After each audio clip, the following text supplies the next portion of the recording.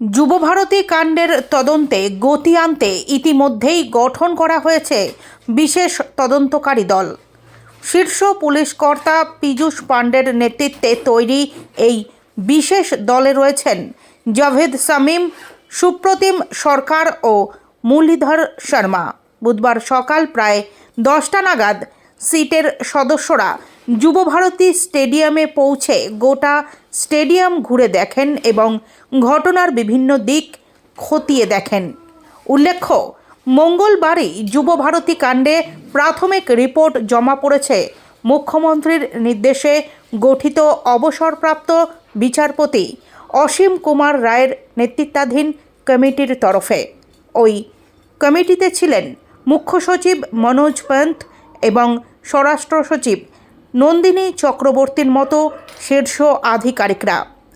ঘটনার দিন পুলিশের ভূমিকা কী ছিল, কিভাবে নিরাপত্তা ও ব্যবস্থাপনা সাজানো হয়েছিল, নজরদারি ব্যবস্থাই বা কতটা কার্যকর ছিল, এই সমস্ত বিষয়ে বিস্তারিত রিপোর্ট জমা দেওয়ার নির্দেশ দেওয়া হয়েছে পুলিশকে। একই সঙ্গে ক্রীড়া দফতরকেও 24 ঘন্টার মধ্যে রিপোর্ট জমা দিতে বলা হয়েছে।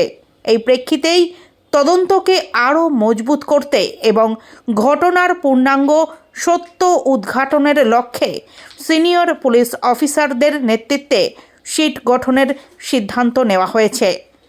তদন্তের অগ্রগতির দিকেই এখন নজর প্রশাসনের। এই জায়গাটায়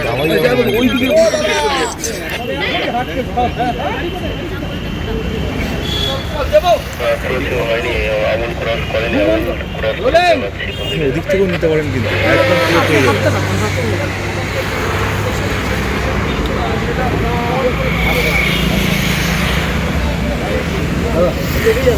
একটু আপনি একটু সরে আসুন, কেউ যাবে না। সরে যান আপনি।